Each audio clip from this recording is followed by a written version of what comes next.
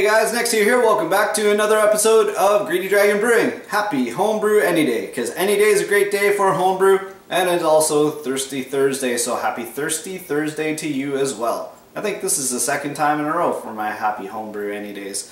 Anyways, today I am sipping on an illustrious drink. You maybe saw this before. If you haven't watched the video, you need to watch it. This is the International Brew Series Mocha Latte Stout. This was made in a joint international YouTube presentation between myself and Mr. Corin Zenith. Look at that, Corin Zenith Creations. We posted a video on both of our channels making this beer using simple and easy to replicate processes. For example, I used a rolling pin to crush my grains instead of using my grinder. And we use simple processes that you at home, anybody could replicate and make a really good beer. And this stout is great, chocolatey, roasty. You know, it's just awesome. It's got a little heat from the hops, a little spiciness, a little tart, bitterness.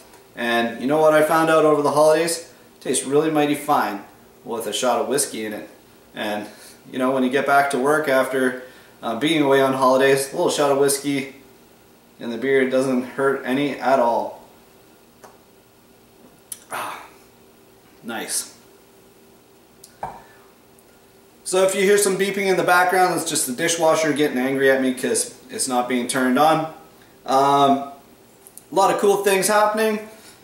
You got a little bit of beer swag going on from my kids. Yeah, it's funny that you know, when you're into homebrew, it's pretty easy to get presents, and I got a heck of a lot of beer related presents which you'll see slowly revealed over time. I also used the bottle opener that they bought for me, Control Open, get it? Control Open.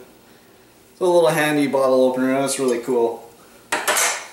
So some of that will be revealed in due time, and also when the pipelines are open, because I'm going to need a lot of beer.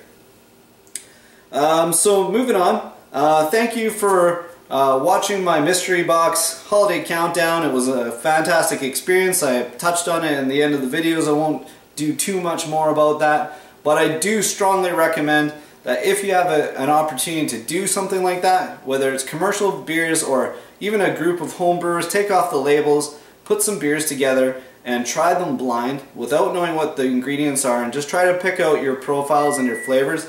It really opened my eyes. I've learned a lot, and there are definitely some things that I want to add into my beers and things that I want to try coming up, so I'm really excited. So even if you haven't had the opportunity to watch the videos, please do watch them. I appreciate the comments. I really appreciate the support of several of you out there who, particularly Geirdal, or the Technician Brewery from Norway. You know, I originally planned on just filming one or two or maybe a couple you know, tasting videos, and it turned into 24, you know, and at times it's a lot of work putting together a video and a lot of time commitment, and there's times there where I was like, ah, should I keep going? I'm not sure if this is the thing. You know, I don't want a complete tasting channel.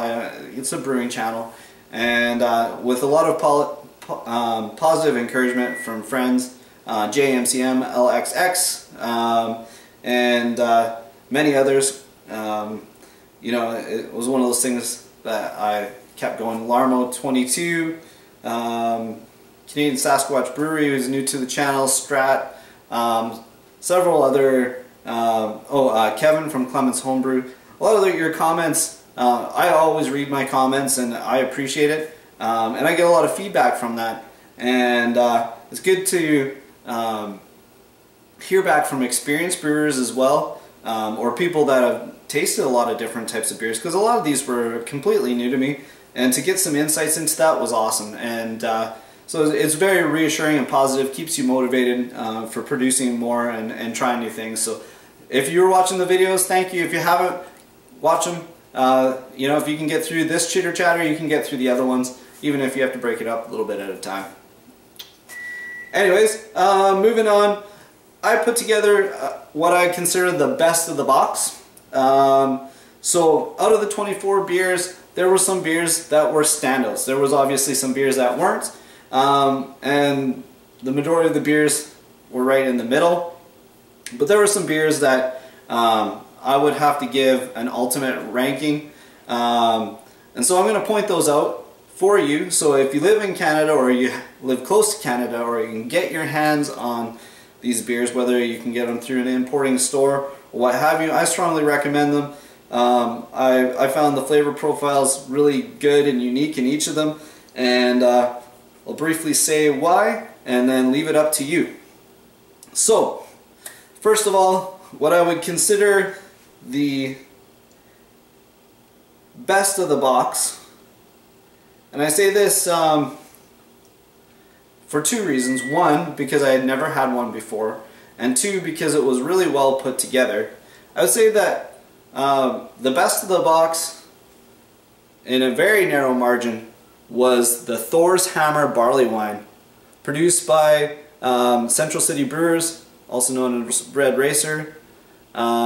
This was a very nice barley wine, 11.5%, bourbon barreled aged, and a treat. And it was my first barley wine. Nice body, and you know, I guess I have nothing to compare it to as far as barley wines go, but when I did a review of the box, I was like, that was the beer that stood out in my mind. And after I shut off the camera, I went and sat down with my sniffer glass, and I couldn't talk enough about it, even to my wife, and it was probably driving her nuts. Second in the box, this one, also from Central City Brewers, and also bourbon barreled aged, was the Imperial Porter, the Imperial Chocolate Porter, coming at 9% ABV. This was really nice, and I actually went out and I found another bottle, like 650 ml bottle, and I drank that too. I would strongly recommend this one. Not only is it a nice beer, but it's a nice beer that you could drink frequently. The barley wine is kind of more you know, niche. This one would be something that I would go out and treat myself on a regular basis to. Again, that's the Imperial Porter. Lots of chocolate, great bourbon barrel oak. It came right through the beer, and when I bought the second bottle, I knew that that was a winner for sure. So, moving on. My new favorite IPA. This was from Parallel 49, and I've recommended it numerous times now to my friends. This was 7.2% ABV. It was in one of the earlier videos. This is called Filthy Dirty IPA. Just full of hoppy goodness. You know, Chinook, Simcoe, Citra, Antonum hops. This was just, I've bought this half a dozen times now since my first review, and I still have one in the fridge. Love it. Really hoppy. The alcohol is well blended in. It's a nice treat. So as far as the lighter beers go, that's a regular, and I would drink. Is my new favorite. I'd drink that all the time. The next one in line would be the Vow of Silence. So this was also by Parallel 49 Brewery. This was the Belgian Strong Ale at 9.8%. This was the first one. This was number 22, I think, in my mystery box countdown. I was drinking this from a chalice, and I really liked the after sweetness, the notes and complexity from this. It was a really nice beer, and this was a very pleasant experience for tasting Belgians. Everything for me worked. Could have used a little bit more, perhaps carbonation or head, but at 10%, not expecting a lot. Great job on that. Now, getting back into the sessionable side and uniqueness, next one was the Salty Scot. Yes, sea salted caramel Scotch ale, 7.5% ABV. Yes, some of these are heavyweights. Very, you know, relatively simple beer. You got chocolate malts, Munich malts, pale and crystals, fungal hops, aromatic hops, or fungal hops, sea salt caramel. And the caramel notes came through. It was unique. I had lots of comments on this. This would be an interesting brew, you know, coming up with a sweet, salty Scotch ale. Everything worked. It had some peaty notes into it. It was good, and it was something that I would buy again as a treat. Not something that you would drink every day, but something that you definitely go out of your way to buy once in a while. And then finally, just to be fair to the lighter bodied beers, this was one of my first reviews, also by Central City Brewers, the Red Racer Pilsner. It was a great, crisp, clean Pilsner, nice, easy drinking beer. This one you could have all the time, all of your friends would enjoy it, but it still had the craftiness. It didn't have that full-on commercial blandness that you find sometimes in Pilsners. This just had a nice body, nice crispness. Everything for me worked in this beer, and this would be a winner. This would be a regular drinking beer that everyone would enjoy. So anyways, that rounds up my top 6 of the Mystery Gift Holiday Countdown. Again, thank you for all those people that went through that and for listening to me now. What else can I say? Man, if you haven't watched that video, check it out. Again, that's the International Brew Series Mocha Latte Stout. Kind of came in the middle on my channel with all the other mystery box beers, so you might have missed it when you're going through. In the brewing front, I've got my brewery build kickstarting probably within this next week or so. So I'm eagerly looking forward to that. I had some ideas and some equipment coming. My kegs are waiting to be dealt with downstairs. I'm doing a kegel conversion, so we've got 15.5 gallons through the system. Going to be doing some brewing, so there'll be some brewing videos coming up, and my wine is over here, is almost ready. So that is a Cabernet Sauvignon, Cab Sav, or sorry, a Cabernet Merlot.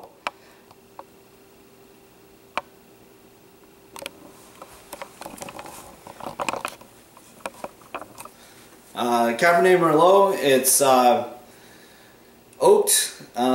It's been aging, well, fermenting so far, I guess, for about 6 weeks now. It's got another 2 weeks or so to go before I'll chuck it into bottles, and then it's going to age in the bottles. I usually do no less than 3 months on wines, and obviously with reds and with any wine you got to give it some time. So I still have reds from my first couple batches that I've been slowly going through, and it's one of those things, like, it's great to have a lot of extra bottles on hand. They make excellent gifts, so you're never going to waste them, and reds are very forgiving for people that are interested in starting out brewing wine.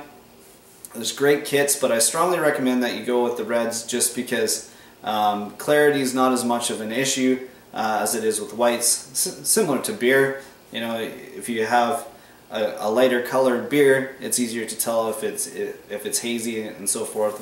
With the reds, they tend to clear pretty well anyways. They're pretty hardy, and at worst, you know, you can aerate them. Even lower quality beers aerate, or sorry, lower quality wines aerate quite nice and taste good, and you're getting that alcohol punch that you want, and it might impress your missus. You never know.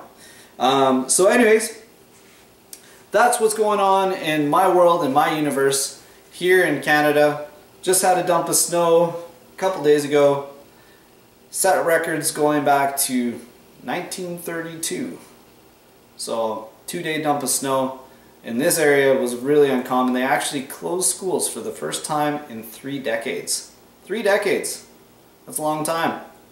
So you think you're pretty hardy as a Canadian, but we're pretty soft out west, especially in the Okanagan Valley where I'm located. So when you get 30 to 40 centimeters of snow in a day, kind of stops everything. Stopped my car, and it stopped all the plows from our road, so I still had to go to work. Sucks. Anyways, I will end this on a positive note. I'd like to say cheers to all of you. Happy New Year. Hope that this year coming up is going to be fantastic. Hope that you have some fantastic brews. I've got some brew showcases coming up because I've been sent some really amazing beers, and it wouldn't be fair to not show them off. And bless you all. So this is Greedy Dragon Brewing. Thank you for coming over to my house, watching my videos. Come on over, pull up a chair, have a mighty fine homebrew with me. Cheers. In 17.